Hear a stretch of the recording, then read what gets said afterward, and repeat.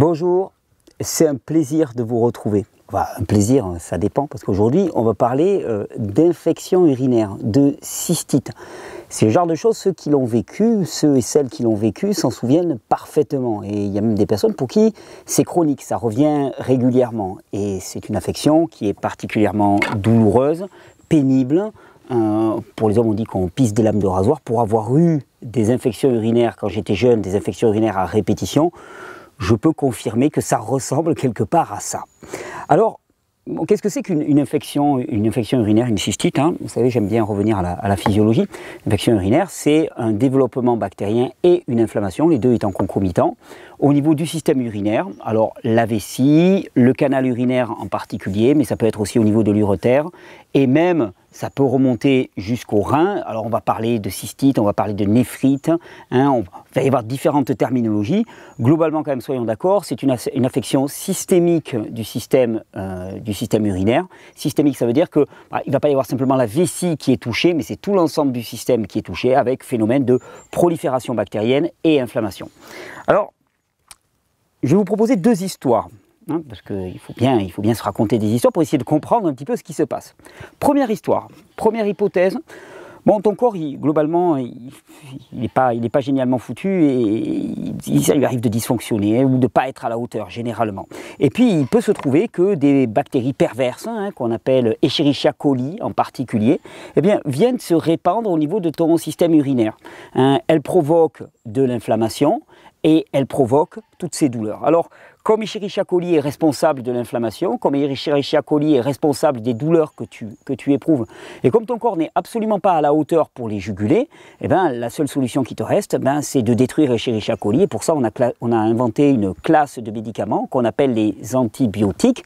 Les antibiotiques sont parfaitement designés, on va dire d'une certaine manière, pour détruire les bactéries. Alors, c'est pas de la frappe chirurgicale, hein, ça tire un petit peu dans le tas. Mais bon, des bactéries, on en a tellement, et on en a 10 puissance 14, donc on peut se permettre d'en jeter quelques-unes. C'est pas si grave que ça. Alors ça, c'est la première approche. Cette première approche, elle a un inconvénient, c'est que globalement, jamais tu ne soignes la cystite ou l'infection urinaire. Non, parce qu'il y a des grandes chances que ça revienne juste après. Et en plus, ça a d'autant plus de chances de revenir juste après que dans cette histoire que je viens de te raconter, quelque part, il n'y a pas vraiment de raison. Ça arrive, c'est pas de chance, c'est tombé sur toi. Comme il n'y a pas vraiment d'explication et de raison, il n'y a pas non plus de moyen d'agir. Si tu ne sais pas d'où ça vient, globalement, tu ne peux qu'attendre la prochaine crise en espérant que ça va passer à côté de toi ou ça tombera sur quelqu'un d'autre. C'est à peu près ça. Tu es complètement démuni et impuissant. Deuxième histoire. Eh bien, le système urinaire, contrairement à ce qu'on nous a raconté pendant des tas d'années, le système urinaire n'est absolument pas stérile. Il est rempli de microbes, de bactéries, de virus en permanence. Mais d'ailleurs, il n'y a aucun endroit de l'organisme qui ne soit stérile. C'est totalement impossible. Il est stupide de penser que le vivant puisse être stérile. Je veux dire, stérilité, ça veut dire absence de vie. Le vivant ne peut pas être en absence de vie. N'importe quel endroit de l'organisme est rempli de micro-organismes vivants. Bactéries, champignons, levures, virus, qui ne sont pas tout à fait vivants, hein, ou qui ne sont pas vivants du tout, mais qui s'associent à des systèmes vivants. Mais il n'y a pas d'endroit de l'organisme qui soit stérile. Donc le système urinaire n'est absolument pas stérile. Et pour des raisons diverses, il peut se trouver que le système urinaire se retrouve chargé de déchets métaboliques, de toxines, ce qu'on appelle des toxines globalement, c'est un grand mot. Ces déchets métaboliques qui commencent à s'accumuler dans le système urinaire, eh bien, le système n'arrive plus à les traiter. Il est débordé par la quantité de déchets qu'il doit traiter. Alors tu vas me dire, mais pourquoi est-ce qu'il y a des déchets qui se concentrent dans le système urinaire? Bon, il peut y avoir plusieurs raisons. Première, gros épisode de stress, de fatigue. Hein. Stress, fatigue, hypercatabolisme. Ton organisme fonctionne à toute vitesse. Tu produis énormément de déchets métaboliques qui peuvent saturer ce qu'on appelle tes émonctoires, c'est-à-dire tes reins particulièrement, qui sont les portes de sortie de l'organisme vers le milieu extérieur.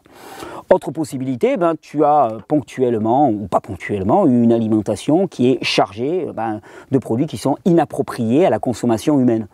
D'abord, on va passer pesticides, fongicides, antibiotiques et ainsi de suite, mais même des produits extrêmement transformés qui n'apportent pas au quotidien la richesse micronutritionnelle, c'est-à-dire minéraux, vitamines, qui est nécessaire pour que le système fonctionne. Et donc, tu vas avoir un système qui dysfonctionne et une accumulation de déchets acides en particulier. Ça peut être aussi, c'est vrai que parfois en été, ça tombe bien, on est en plein été, quand il fait très chaud, de la déshydratation peut amener à une concentration, parce que déshydratation égale moins d'eau égale concentration, peut amener à une concentration excessive de déchets dans le système urinaire, parce que globalement, même en plein été, tu te fais malheureusement une monodiète de biscottes, il n'y a pas d'eau dans ton alimentation, il n'y a pas de fruits, il n'y a pas de légumes, tu ne bois pas assez, mais en sachant bien sûr que vraiment la meilleure eau que tu vas trouver, tu vas la trouver dans les fruits et les légumes globalement. Donc toutes ces raisons, ensemble, rassemblées, peuvent faire que tu vas commencer à avoir un phénomène qui va se passer au niveau du terrain qui s'appelle le phénomène inflammatoire. Quand il y a une accumulation de toxines, le corps peut déclencher, le corps qui n'est absolument pas dysfonctionnel, mais au contraire génialement fonctionnel, il peut déclencher un phénomène qu'on appelle l'inflammation. L'inflammation, c'est un mécanisme adaptatif qui vise à favoriser l'élimination et le traitement des déchets. Et dans l'inflammation, il y a un gonflement des tissus, il y a une augmentation de la température. Augmentation de la température, augmentation du métabolisme, les échanges dans l'organisme se font beaucoup plus rapidement. Donc il y a des macrophages, des globules blancs, tous les agents qui président au nettoyage du corps qui peuvent affluer dans la zone. Et il y a une dilatation des tissus, ça permet là aussi des meilleurs échanges. L'inflammation est un mécanisme adaptatif. Et il y a aussi, parce qu'il y a accumulation de déchets, on assiste à une prolifération bactérienne. Pourquoi? Parce que les bactéries se nourrissent de déchets. N'importe quel spécialiste de la biologie des forêts te dira que les bactéries, les champignons sont les éboueurs finaux du système. C'est-à-dire que quand il n'y a plus personne pour traiter les déchets, heureusement qu'il y a les bactéries et les champignons. Et là, au niveau de ton système urinaire, il y a fleurissement de bactéries parce qu'il y a de la nourriture. La nourriture appelle les bactéries, appelle le développement des bactéries, et il y a un effet de corrélation et non pas de causalité. C'est-à-dire qu'il n'y a pas les bactéries qui causent l'accumulation de déchets, absolument pas. Les bactéries, elles sont là parce qu'il y avait du déchet et que c'est leur job de nettoyer les déchets. Alors dans cette approche-là, il y a quand même un gros avantage. Il y a un gros avantage, c'est que pour la première fois, il y a une explication de ce qui se passe. Et l'explication, c'est quoi? Accumulation de déchets. Pourquoi? Défaut du système de sortie, défaut du système émonctoriel et hypercatabolisme, stress, acidité, alimentation déplorable, peut-être déshydratation, mais si tu en es au point d'être déshydraté en été, ça veut dire que tu ne touches pas vraiment de fruits et de légumes, donc globalement il y a des tas d'autres problèmes concomitants, déminéralisation, acidification, tout ça, ça va ensemble. Et donc l'avantage, c'est que parce que tu sais pourquoi tu en es arrivé là, tu as la possibilité d'agir autrement. Alors pour toutes les personnes qui souffrent de cystite, d'inflammation du système urinaire, de développement bactérien, de néphrite et ainsi de suite, d'inflammation et d'atteinte globale du système urinaire, j'ai envie de dire ceci. Si vous avez essayé les antibiotiques, vous avez très bien vu que ça ne marchait pas. Tu vas me dire, mais si, mon infection s'arrête. Ouais, mais elle s'arrête, mais elle revient. Qu'est-ce que tu veux parler de guérison? Enfin, pour moi, un truc qui est guéri, c'est que c'est terminé, c'est réglé. Il ne peut pas y avoir guérison par suppression du symptôme, c'est impossible. Aucun médicament ne te guérira si tu ne comprends pas les conditions qui ont présidé à l'apparition de ce symptôme. Je veux dire, s'il n'y a aucun apprentissage automatiquement, c'est un peu la roulette russe, et il y a des grandes chances que ça revienne. Alors, si vous êtes sujet aux infections urinaires, aux cystites à répétition, voilà ce que je vous propose. Je vous propose de faire l'inverse de ce qui vous y a amené. Ce qui vous y a amené, c'est du stress, une alimentation délétère et des conditions de vie qui ne répondent pas aux besoins physiologiques du corps, aux besoins vitaux du corps. Et les besoins vitaux du corps, c'est quoi? C'est premièrement d'avoir un équilibre entre repos et activité qui est satisfaisant, une balance entre les deux. Et souvent, le stress en particulier, le petit vélo dans la tête, ça fait déséquilibrer la balance du côté activité, catabolisme, hyperstress. Et ça, pour l'organisme, c'est absolument délétère. La deuxième, c'est d'apporter dans votre alimentation une quantité suffisante de micronutriments, minéraux, vitamines, produits antioxydants, oligo-éléments, toute cette batterie de produits qu'on va chercher parfois dans des gélules. C'est vraiment dommage d'aller chercher dans des gélules alors qu'ils se trouvent là. Et d'aller chercher ces facteurs qui ont des propriétés anti-inflammatoires. Alors anti-inflammatoires, pas parce qu'elles empêchent l'inflammation, parce qu'elles la rendent obsolète. Et c'est bien ça l'approche du corps. C'est quelque part, notre action, elle ne peut venir qu'à rendre les mécanismes du corps non nécessaires. Parce que oui, le mécanisme, par exemple l'inflammation, ça peut être désagréable. C'est clair, ça peut être désagréable. Mais s'il y a inflammation, c'est qu'avant, il y a eu des tas de signaux d'alarme qu'on n'a pas voulu écouter ou qu'on a fait taire à coups d'antibiotiques. Donc, on limite on limite le stress, on donne vraiment du repos, on apporte une alimentation qui est riche en micronutriments, ça veut dire une alimentation qui est principalement basée sur les fruits et les légumes crus, non transformés, qui vont apporter un maximum de nutrition. Et puis on peut même combiner les deux, tu t'apportes du repos dans l'alimentation et faire un jeûne par exemple, faire une bonne pause avec un jeûne, ça peut être certainement la meilleure approche si tu es en crise aiguë de cystite pour calmer le jeu.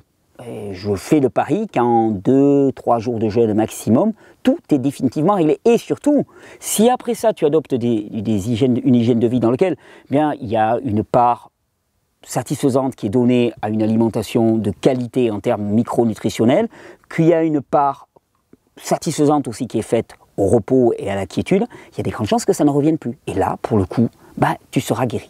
Il y a un autre pendant aussi qui peut être utilisé quand tu es en crise de cystite, eh bien, c'est de favoriser le fonctionnement émonctoriel, d'aider les reins à éliminer les déchets. Alors bien sûr, dès que tu vas consommer des fruits et des légumes, tu vas apporter de l'eau que le corps va pouvoir utiliser pour favoriser la diurèse et l'élimination des déchets. Deuxièmement, en te mettant au repos et au repos digestif en particulier, c'est autant d'énergie qui est économisée, l'énergie qui était prise par la digestion va être dirigée vers le fonctionnement des émonctoires. Donc repos digestif, ça ne veut pas dire obligatoirement jeûne absolu, mais ça peut vouloir dire manger une diète très légère avec juste des fruits ou juste des jus de légumes par exemple. Là, toutes les options sont possibles, mais alléger ton régime alimentaire, particulièrement en été, parier sur ce qui apporte de l'eau en quantité. Et puis donc, l'autre approche aussi, c'est de soutenir le fonctionnement émonctoriel. Et tu peux soutenir le fonctionnement de tes reins après avoir mis tout cela en place, simplement en utilisant différentes astuces de naturopathie. Par exemple, il y a un produit qu'on appelle l'huile de ricin. Je te renvoie vers les vidéos que je fais, ou je vous renvoie. Je ne sais pas pourquoi je te tutoie là, mais enfin, je vous renvoie, si vous êtes plusieurs, ou si tu es tout seul, je vous renvoie vers les vidéos que j'ai faites sur l'huile de ricin. L'huile de ricin, en cataplasme externe, elle a la propriété de favoriser le nettoyage de la zone, la prolifération des globules blancs. Donc en cataplasme externe, pour les crises, on n'est plus dans le préventif, c'est certainement quelque chose de très efficace. Et puis il y a aussi des plantes médicinales que j'aime beaucoup. Je recommande souvent, moi, 2 mélanges de plantes de chez Régénérescence que j'apprécie beaucoup. Il y en a un qui s'appelle Reno 2, il y a l'autre qui s'appelle Pure Élimination. Et les deux visent à favoriser le fonctionnement émonctoriel au niveau des reins, favoriser le nettoyage de la zone quand on est en crise. Mais il est bien entendu que la meilleure des choses à faire, c'est la prévention. Et la prévention, c'est faire en sorte que cette multiplication d'Escherichia coli ne soit pas nécessaire. Elle n'est pas nécessaire s'il n'y a pas des déchets métaboliques en grand nombre à traiter, si les reins ne sont pas saturés. Et c'est bien le problème de toute notre vie, c'est que finalement on fait fonctionner le système à une vitesse qui est tout à fait anormale, on le sature de déchets qu'il ne peut pas traiter. Et à partir du moment où on accepte humblement de faire une pause et de laisser le système se nettoyer de lui-même parce qu'il le fait spontanément, parce que ça c'est l'apanage du vivant, on a oublié de nous dire au début de notre vie, on a oublié de nous donner la notice d'utilisation du vivant, et le vivant est auto-nettoyant. C'est un système auto-nettoyant, c'est magnifique. À partir du moment où tu le laisses suffisamment tranquille pour le faire, où tu ne le surcharges pas d'activité. Sinon, si tu le surcharges d'activité, globalement, il s'y perd. À partir du moment où tu lui laisses du repos, à partir du moment où tu lui fais des pauses de temps en temps, à partir du moment où tu lui donnes une alimentation adaptée, des temps de repos physiologiques, psychologiques suffisants, de l'exercice physique, de l'air, de l'eau de qualité, à ce moment-là, le vivant, il n'a aucune raison de dysfonctionner. Contrairement à la théorie fallacieuse et perverse qui vise à nous faire croire que le vivant demande à être corrigé, rectifié, soutenu par des produits externes, des médicaments, qu'ils soient naturels ou allopathiques, c'est une théorie perverse parce qu'elle nous fait prendre le vivant pour ce qu'il n'est pas, c'est-à-dire quelque chose de dysfonctionnel. Le vivant est parfaitement fonctionnel. Tout est là, tout est présent. Et tant que tu es vivant, vivante, ces fonctions sont là en toi. Alors, j'avais envie de conclure cette petite vidéo avec une petite recette de jus. On est en été, on va se faire un petit jus. Et si tu n'as pas d'extracteur, tu peux manger ces produits. Mais si tu as un extracteur et en plus que tu es en crise, ça peut être l'occasion de se faire 2-3 jours à uniquement consommer des jus de légumes. Et là, je t'ai proposé un jus qui est particulièrement indiqué pour la sphère rénale, particulièrement indiqué pour l'été, particulièrement indiqué pour la canicule. Parce que souvent, les trois vont ensemble. Et dans ces produits, je te propose... Alors, deux produits qui sont emblématiques des jus verts, comme diraient les Québécois, les copains québécois, les jus verts. Les jus verts, moi je les ai connus en allant dans un lieu qui s'appelait le Centre Hippocrate, qui s'appelle toujours le Centre Hippocrate aux États-Unis. Alors que j'étais quasi mourant, je cherchais le sauveur parmi les hommes, et donc je pensais qu'au Centre Hippocrate j'allais trouver le salut.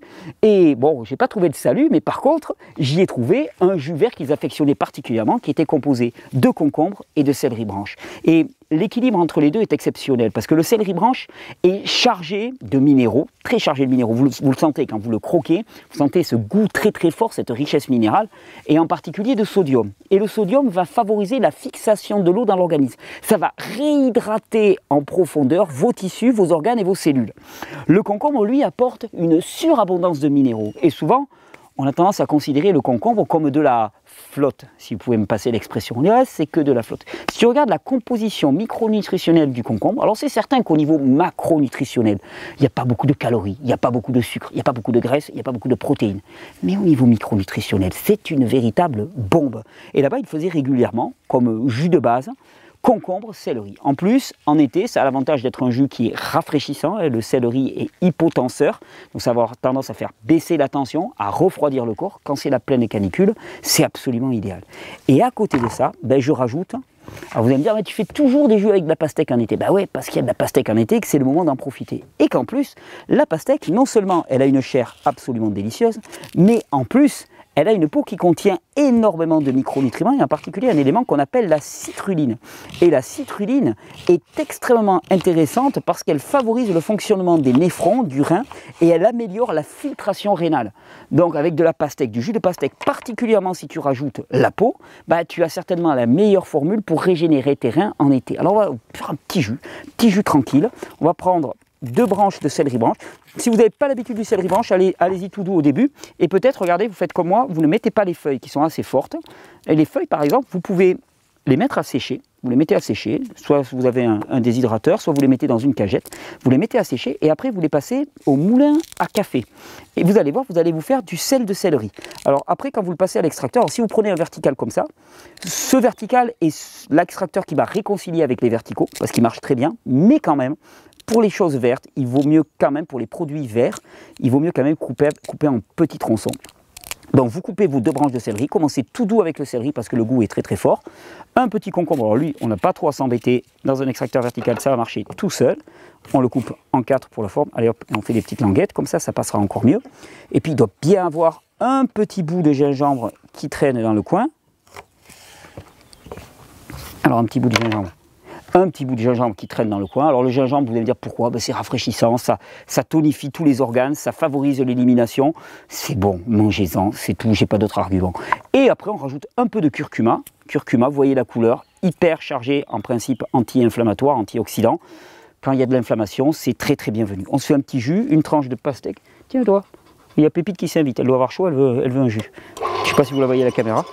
Alors, mais elle aime bien quand on fait des jus. Les chiens aiment beaucoup les jus de légumes. Les chiens aiment beaucoup aussi l'eau de coco, je vous le dis, parce qu'elle nous a bu des eaux de coco. Et j'aurais pu très bien mettre de l'eau de coco, mais bon, on va faire un jus avec des produits de saison locaux, hein, même si l'eau de coco, eau de coco, céleri branche, je crois que c'est l'une des meilleures formules aussi pour les reins. Si vous n'avez pas de pastèque, eau de coco, si vous n'avez pas d'eau de coco, pastèque, c'est tout simple. Allez, c'est parti. Voilà, il grince un petit peu, lui. Et vous voyez que c'est une habitude tellement simple de se faire des jus, et particulièrement en été, c'est la logique même, quoi. La logique même en été, c'est pas de se commencer à se manger des beignets sur la plage à 3 h de l'après-midi alors que tu as déjà extrêmement chaud.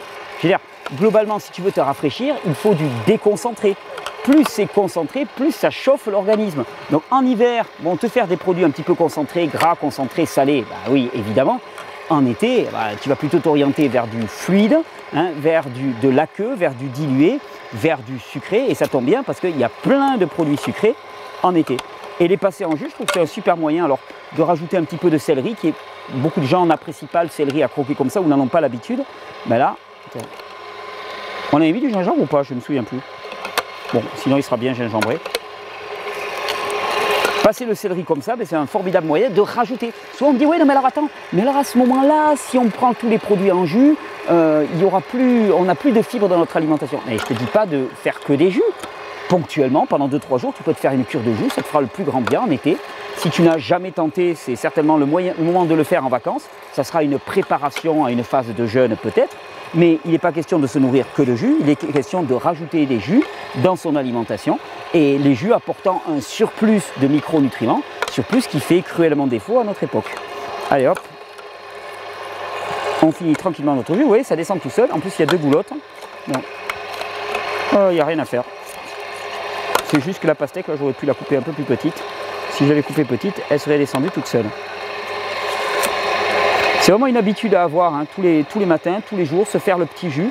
Et franchement, hein, je n'arrête pas de témoigner. Hein, si j'ai adopté les jus il y a quelques années de ça, c'est pas par lubie, c'est pas parce que j'aimais bien me compliquer la vie, c'est simplement parce que j'ai vu en pratique les effets absolument hallucinants de simplement rajouter 1 verre ou 2 verres de jus, soit on me demande des quantités, mais 25, déjà 30, 40, 50 centilitres de jus dans la journée, ben ça représente une sacrée dose de micronutriments et ça peut faire une différence colossale, particulièrement en été.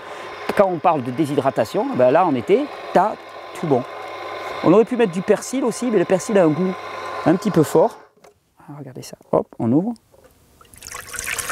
Alors la couleur est un peu vert rougeâtre. Si vous aviez voulu avoir que du vert, ben, il aurait fallu simplement ne pas mettre la chair de la pastèque. Moi j'aime bien parce que c'est un petit peu sucré. Hop, on ferme comme ça. Et là, regardez. Oh, le parfum est sublime. Le goût du céleri en été, il est très apéritif. Oh, la couleur n'est pas si mal, je ne sais pas ce que vous en pensez. C'est un petit peu jaunâtre.